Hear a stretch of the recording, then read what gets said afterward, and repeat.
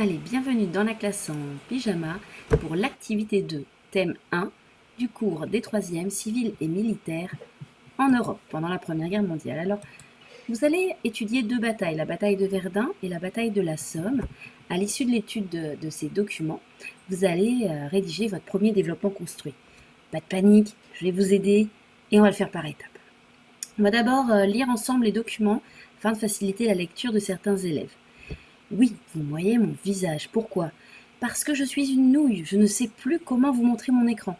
Mais bon, vous avez tout sur l'ENT. Donc, un petit conseil. Allumez l'ENT, ouvrez votre PowerPoint et ça va aller.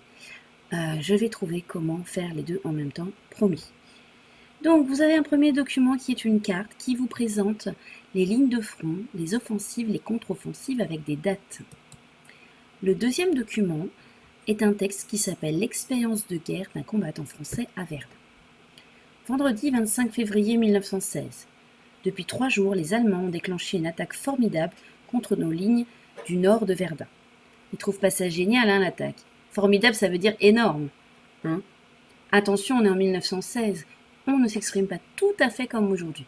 Je vous donnerai du vocabulaire d'ailleurs, parce que en tâche finale, vous allez m'écrire une lettre en vous mettant à la place de ces valeureux soldats. Alors mardi 29 février 1916, le carnage est immense. La débauche de projectiles, d'armement est incroyable. 80 000 obus en quelques heures, sur un espace de 1000 mètres de long et 3 à 400 mètres de profondeur. 3 millions d'obus en quelques jours. On se demande comment des êtres vivants arrivent à se maintenir à combattre dans un pareil enfer.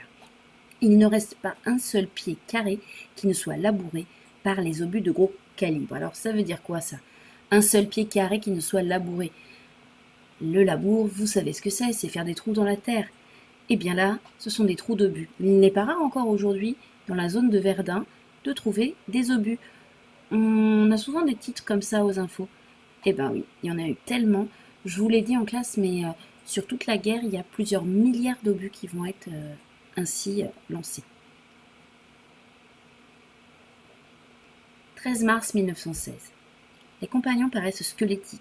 Les hommes dans leur capote avaient perdu leur couleur et avaient ce regard de ceux qui en reviennent. Pas de panique, une capote, c'est un manteau. C'est la capuche. On se détend. En me voyant passer, l'un de ces fantômes qui ramenait les camions, se dressant sur son siège, la bouche contractée, les yeux étincelants dans leurs orbites, agite un bras décharné qui montre l'horizon. Et l'on sent que ce geste muet exprime une indicible horreur. Parfois, d'un camion, un poilu se dresse, boueux, défait, terrible, et d'une voix rauque lance aux camarades qui vont vers la bataille ces mots sinistres. « N'allez pas là-bas !» Nous étions sur le chemin de Verdun, et l'imagination travaillait.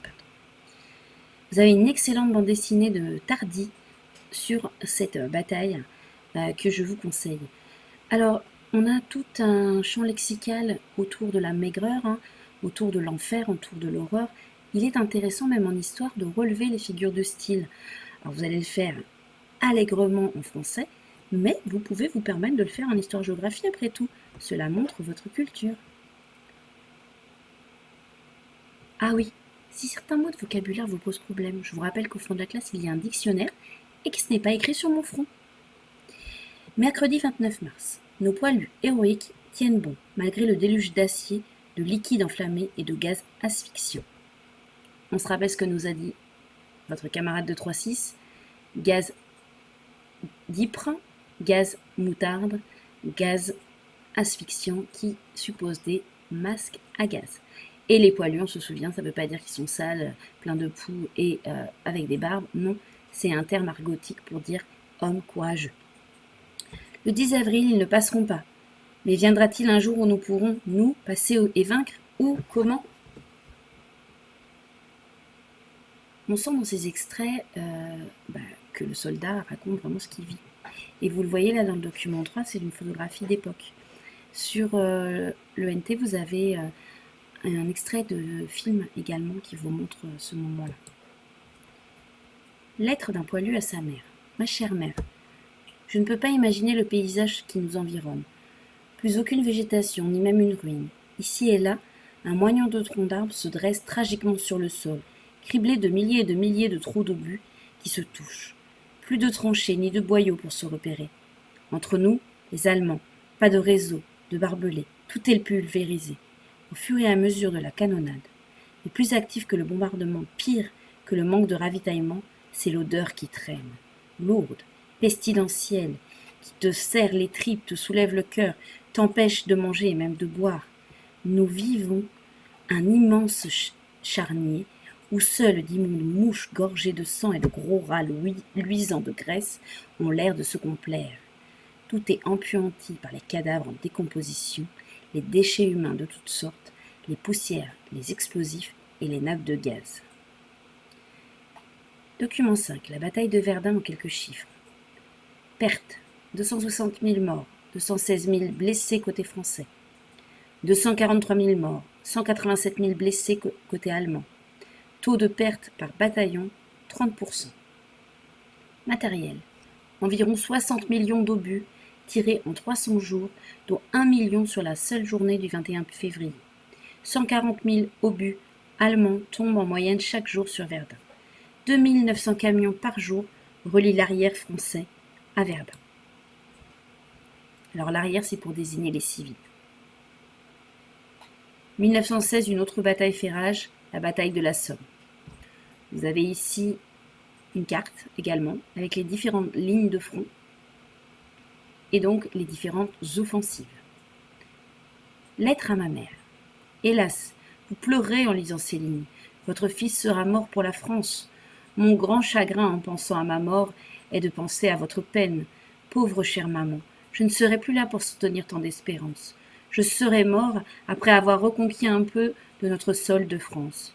On ne peut envier une plus belle mort. J'embrasse avec toutes mes forces de mon cœur mes frères et sœurs, pour lesquels j'ai une telle affection. Que tous se souviennent quelquefois du petit frère, que l'on parle de lui. Au revoir, chère petite maman chérie. Si je continuais, je pleurerais peut-être sous les canons, et sous les canons, on ne pleure pas. Vous avez également une photographie de tranchée, comme pour les autres, et vous avez un texte également qui reprend l'enfer des bombardements. Je suis au centre du tonnerre. Il faut boucher ses oreilles pour entendre sa propre voix. L'éclat strident des canons trop proches déchire en lambeaux agressifs et couper les uns des autres l'orage symphonique déchaîné. On a la sensation d'être au milieu d'une usine géante, dont le travail ne s'arrêterait jamais. La tôle et le fer retentissent, les marteaux tapent sur des clous à coups réguliers, avec des intervalles de repos, des sifflements, des pleurs, des bruits de rails, d'engins, de trains, des souffles sourds, vrombissants, crissants, coupent et traversent le tumulte, comme si des moteurs gigantesques hurlaient dans l'espace, en lui distribuant sa force, sa peine et ses glissements de l'acier. Document 5. Un combattant écrit à sa famille. 30 juin 1916. Cher père, je t'écris juste ces quelques mots que tu recevras si quelque chose m'arrive durant les jours prochains. L'Allemand va connaître les feux de l'enfer au cours des prochaines heures, et demain nous sortirons de la tranchée, en espérant passer quelques heures joyeuses à pourchasser du Boche. C'est un surnom péjoratif donné aux Allemands. Je suis absolument certain que je m'en tirerai, mais si l'imprévisible survient, je reposerai en sachant que j'aurai fait mon devoir, et qu'aucun ne peut en faire davantage. Au revoir, mes meilleurs vœux vous accompagnent. Document 6. Bilan humain des affrontements. Vous avez ici un tableau avec les différents morts de l'armée allemande, de l'armée britannique et de l'armée française.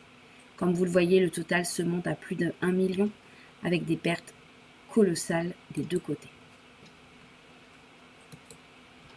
Voilà, je vous ai lu les documents, maintenant à vous de jouer. Vous avez le reste de l'heure pour faire avec moi votre premier développement construit.